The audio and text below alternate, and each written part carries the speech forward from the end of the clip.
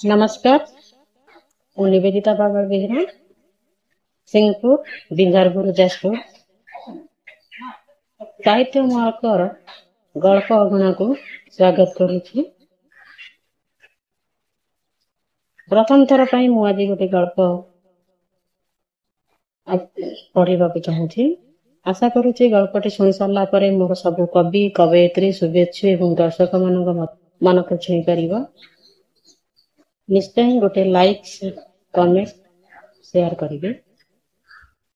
ମୋର ଗଳ୍ପଟିର ଶୀର୍ଷକ ଶପଥ। ଆସନ୍ତୁ ଶୁଣିବା ଗଳ୍ପ ଶପଥ। ପରିଚିତ ସହରର ବାଟରେ ଯାଉ ଯାଉ ହଠାତ୍ ଦେଖା ହେଇଗଲା ସାଗର ବାବୁଙ୍କର ପିଲାଦିନର ସାଙ୍ଗ ସମୀରଙ୍କ ସହ। ଦୁହେଁ ଦୁହିଁଙ୍କୁ ଅତି ନିକଟରେ ପାଇ ଖୁବ୍ ଖୁସି ହେଲେ। ସାଗର ବାବୁ ପଚାରିଲେ, ସମୀର, ସ୍କୁଲରୁ ପାଠ ପଢ଼ିବା ଆଜକୁ ପ୍ରାୟ 20 ବର୍ଷ ହେଇଗଲାଣି। ସେଇଦିନଠୁ ତୋର ଆଉ ଦେଖା ନାହିଁ। ମୁଁ ଉଚ୍ଚଶିକ୍ଷା ପାଇଁ ବିଲାତ ଚାଲିଗଲି, ମାତ୍ର ତୁ ଆମ ଗାଁ କଲେଜରେ ରହି ପାଠ ପଢ଼ିଲୁ। ଆମେ ଦୁହେଁ ଗୋଟିଏ ରାସ୍ତା ବାଛିଥିଲେ ଯେ ଭଲ ମଣିଷ ହବା, ସମାଜରେ ଭଲ ପ୍ରତିଷ୍ଠିତ ବ୍ୟକ୍ତି ହେଇ ରହିବା। ତୋର ମନ ଅଛି ନା, ଆମେ ସ୍କୁଲରେ ପାଠ ପଢିଲା ବେଳେ କେତେ ମଜା କରୁଥିଲେ, କେତେ ଖୁସି କରୁଥିଲେ। ତୁ ମତେ ଚିମୁଡ଼ି ଦେଉଥିଲୁ ଆଉ ଦୁଷ୍ଟାମି ପାଇଁ ମାଡ଼ ଖାଉଥିଲୁ। କାହା ବାଡ଼ିରୁ କମଳା ଚୋରି କରୁଥିଲୁ ତ ଆଉ କାହା ବଗିଚାରୁ ଲେମ୍ବୁ। ତୋର ଏଇ ବଦ ଅଭ୍ୟାସ ସବୁ ଛାଡ଼ିଲୁଣି ନା ନାହିଁ? ସାଗର ବାବୁଙ୍କ ପାଟିରୁ କଥା ନ ସରୁନୁ କହିଲେ ସମୀର, ଆରେ ରାସ୍ତା ମଝିରେ ସବୁ ପଚାରିଦେବୁ ନା କଣ? ଏତେ ଦିନିକରେ ତୋର ମୋର ଦେଖା, ଏଇ ପାଖ ଚାହା ଦୋକାନରେ ଟିକେ ଚା ଖାଇ ନବା, ତାପରେ ଯାଇ କଥା ହବା। ଚା ପିଇ ସାରି କହିଲେ ସମୀର, ଆଚ୍ଛା ସାଗର, ତୋ କଥା କିଛି କହିଲୁନି ତ? ମଉସା ମାଉସୀ ଭଲରେ ଅଛନ୍ତି ତ? ଆଉ ତୋ କଥା ସବୁ ଠିକ୍ ଠାକ୍ ଚାଲିଛି ନା? ମୁହଁରେ ସ୍ମିତ ହସ ଖେଳାଇ କହିଲେ ସାଗର ବାବୁ, ହଁ ସବୁ ଭଲ। ବୁଝିଲୁ ନା ସମୀର, ତତେ ଗୋଟିଏ କଥା ପଚାରିବି ବୋଲି ଭାବୁଛି, ହେଲେ ପଚାରିପାରିବି? ହଁ ହଁ ପଚାର, କହିଲେ ସମୀର। ମୁଁ ଆସିଲା ବେଳଠୁ ଗୋଟେ କଥା ଲକ୍ଷ୍ୟ କରୁଛି, ଏ ଯେମିତି ସବୁବେଳେ ଅନ୍ୟମନସ୍କ ରହୁଛୁ, ସବୁବେଳେ ଗୁମସୁମ ରହୁଛୁ, ଉଦାସପଣ ଘେରି ଯାଇଛି। ତୁ ତ ଆଗରୁ ଏମିତି ନଥିଲୁ। ଆଗରୁ କେତେ ସ୍ମାର୍ଟ ଥିଲୁ, ଭାରି ଚଗଲା ଥିଲୁ, ଚେହେରା ରଜା ଛୁଆ ପରି ଥିଲା। ମାତ୍ର ଆଜି କଣ ମୁଁ ଦେଖୁଛି? ସତ କହିବାକୁ ଗଲେ ମୁଁ ତୋର ପିଲାଦିନର ସାଥୀ ବୋଲି ତତେ ମୁଁ ଚିହ୍ନି ପାରିଲି। ପ୍ରଥମେ ତ ମୁହଁଟା ଅଚିହ୍ନା ଲାଗୁଥିଲା। ତୋ ଚେହେରା ଯାହା ହେଇଛି ନା, ଯିଏ ଦେଖିବ, ଯିଏ ଛୁଇଁବ ତତେ ଘୃଣା କରିବ। ମୁଁ ବୁଝିପାରୁନି ଏଇ ଅଳ୍ପ ଦିନ ଭିତରେ ତୋର ଇଏ କି ପରିବର୍ତ୍ତନ। ଲୋଚା କଚା ଶରୀର, ମୁଣ୍ଡରେ ତେଲ ନାହିଁ, ଦେହରେ ଅପରିଷ୍କାର ଡ୍ରେସ୍। ସାମାନ୍ୟ ଟିକେ ସ୍ମିତ ହସି କହିଲେ ସମୀର, ଆରେ ଖାଲି ତୁ କାହିଁକି, ଏ ସାରା ସହରଟା ଯାକ ଲୋକ ସମସ୍ତେ ଘୃଣା କର, ଧିକ୍କାର କରନ୍ତି। ମୋ ପାଇଁ ତା ହୃଦୟରେ ଭଲ ପାଇବା ନାହିଁ, କି ସ୍ନେହ ଆଦର କିଛି ବି ନାହିଁ। ଠିକ୍ ଏତିକି ବେଳେ ପାକେଟରୁ ମଦ ବୋତଲ କାଢି ନିମିଷକେ ଢକଢକ କରି ପିଇଦେଲେ ସେ। ଆରେ ଏଇ ମୋ ଜୀବନକୁ ସମ୍ପୂର୍ଣ୍ଣ ବଦଳାଇ ଦେଇଛି। ବାପା, ବୋଉ, ଭାଇ, ଭଉଣୀଙ୍କ ଠାରୁ ଅଲଗା କରିଦେଇଛି।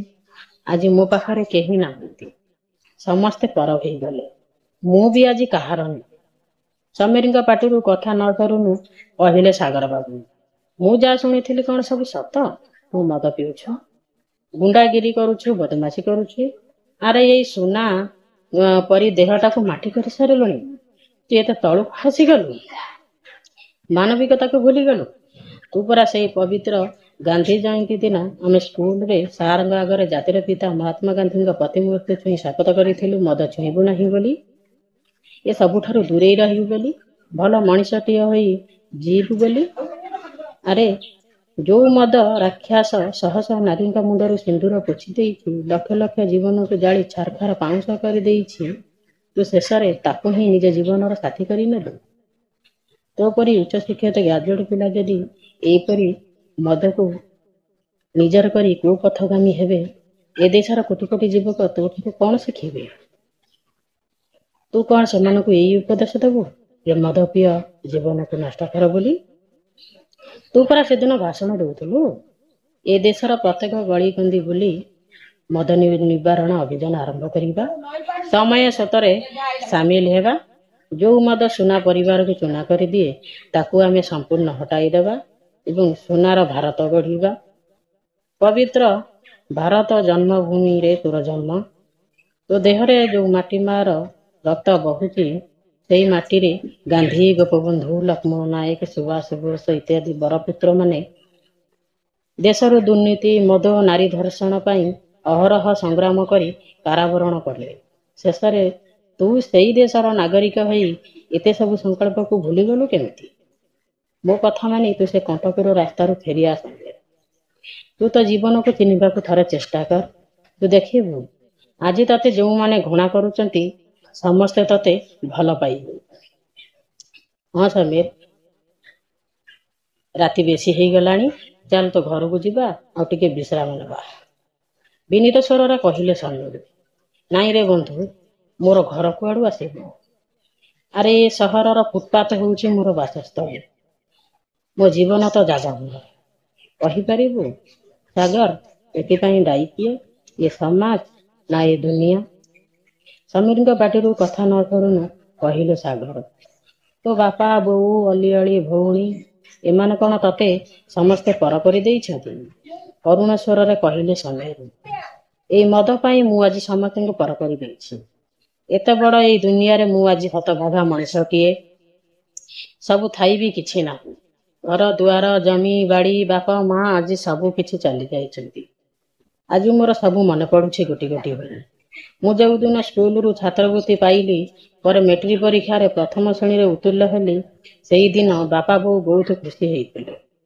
ସେମାନଙ୍କର କେତେ ଆଶା, କେତେ ସ୍ୱପ୍ନ ଥିଲା। ମୁଁ ଦିନେ ବଡ଼ ମଣିଷ ହେବି, ସେମାନଙ୍କର ନାଁ ରଖିବି, ଏ ଗାଁର ନାଁ ରଖିବି। ମୋ ଗାଁ ହସିବ, ମୋ ଦେଶ ହସିବ, ମୋ ମା